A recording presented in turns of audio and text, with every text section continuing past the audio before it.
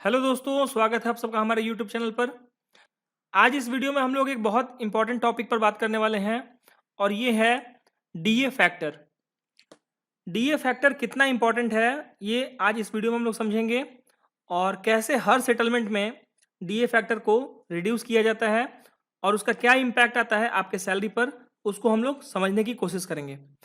चलिए अब हम लोग देखेंगे डीए को कैसे कैलकुलेट किया जाता है और डीए के कैलकुलेशन में डीए फैक्टर का क्या रोल है। तो देखिए हम लोग सबसे पहले 3 महीने के सीपीआई का एवरेज लेते हैं। ठीक है, सबसे पहले देखेंगे अप्रैल 2023, इसका सीपीआई है 8822.12। वैसे ही मई का 8854.99, जून का 8966.74 और इन तीनों को ऐड करके हम लोग 3 से डिवाइड करेंगे तो हमें एवरेज मिल जाएगा। ठीक है, तो हम लोगों ने एवरेज सीपीआई कैलकुलेट कर लिया है। इसके बाद हम लोग देखते हैं डीए स्लैब्स कैसे निकलता है। तो इसमें 2 स्टेप हैं। स्टेप 1 में क्या होता है, जो आपका एवरेज सीपीआई का आया हुआ है, जैसे 8881 है, ये हमारा एवरेज है। इसमें से जो ऑलरेडी मर्ज हो चुके हैं उन पॉइंट्स को माइनस कर लेते हैं, तो 6352 ये पॉइंट्स मर्ज हो चुके हैं। तो आपका एवरेज कितना आया, 2529। क्लियर। और सेकेंड स्टेप में क्या करते हैं, जो ये आया है 2529, इसको 4 से डिवाइड करते हैं। ठीक है, क्योंकि 4 पॉइंट्स पे एक स्लैब होता है, तो 2529 को डिवाइड करेंगे 4 से तो 632, यानी हमारा डीए का जो स्लैब है वो हमें मिल गया है 632। अब देखिए यहां पर हमें पता चलेगा कि डीए फैक्टर का क्या रोल है। डीए रेट कैसे निकलेगा, डीए स्लैब जो आपने अभी कैलकुलेट किया ये 632, इसमें जो आपका डीए फैक्टर है उससे मल्टीप्लाई किया जाता है। जैसे अभी आपका 632 का स्लैब मिला। ठीक है, तो अब इस स्लैब में हम लोग डीए फैक्टर से मल्टीप्लिकेशन करेंगे, यानी 632 इंटू 0.07। ये लास्ट बाइपर्टाइट में 0.09 को घटा करके 0.07 किया गया है। ठीक है, तो अब देखिए 632 इंटू 0.07 इज इक्वल टू 44.24%, यानी डीए आपका निकल के आ गया 44.24%। अब मान लीजिए लास्ट बाइपर्टाइट जो साइन हुआ था उसमें डीए फैक्टर को नहीं कम किया जाता और हमारा ये 0.09 ही रहता।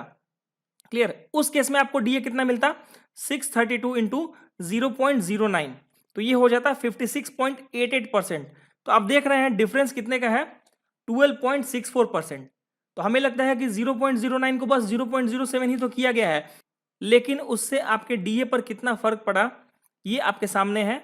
ठीक है, सिर्फ 0.02% कम किया गया, उससे आपका डीए यहां पर 12.64% कम हो गया। चलिए अब हम देखेंगे इसका आपके सैलरी पर रुपीज के फॉर्म में, अमाउंट के फॉर्म में कितना फर्क पड़ेगा, एक छोटे से एग्जांपल के माध्यम से।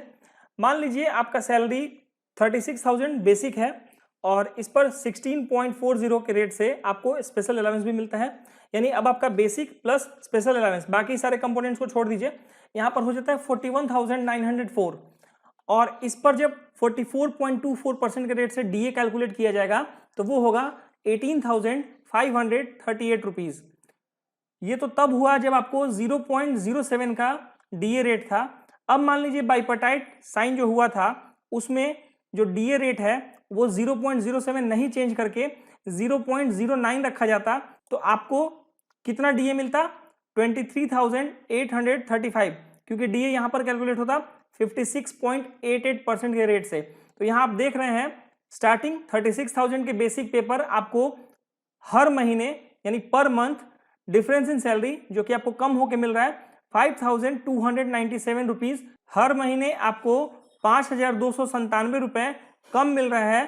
क्यों, क्योंकि बाइपर्टाइट में 0.09 को कम करके 0.07 कर दिया गया।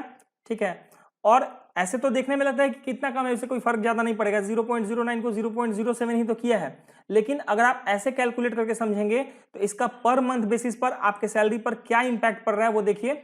आपका सैलरी कितना बढ़ा और डीए फैक्टर को कम करके आपके सैलरी को दूसरी तरफ से कैसे कम कर दिया गया ये आपके सामने है।